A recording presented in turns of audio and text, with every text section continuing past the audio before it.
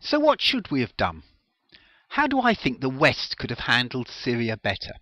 Here's my thoughts based on dilemma analysis. I'm going to show you some of the big tables we've built up in this series of videos. So use the pause button or look back at the previous videos if you need to understand this fully.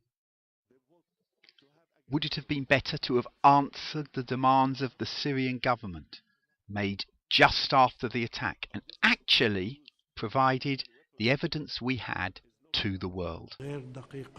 It is an inaccurate excuse, and I challenge them to get the evidence, to provide the evidence. So let's look at this dilemma analysis and see what we can conclude. Although the USA is not going to attack Syria, even though the rebels want it to, although Russia is vetoing the UN resolutions, although we have chemical disarmament, although the Russians are supervising it and the US is trying to get UN resolution to support it, the rebels still want Assad's surrender. And there will be no ceasefire because they are still hoping to get support from the USA.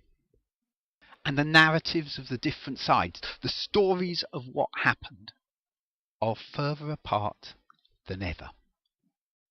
But dilemma analysis shows us a different scenario we may have missed.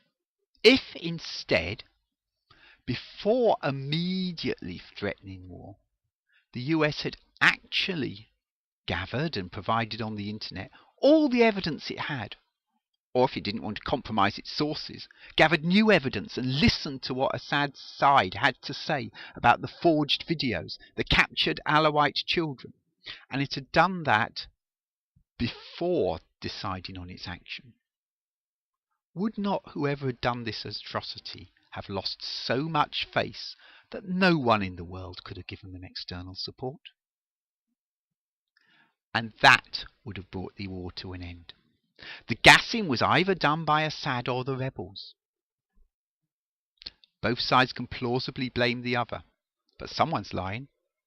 We should have proved who was lying, not only to ourselves, but to the world before threatening war.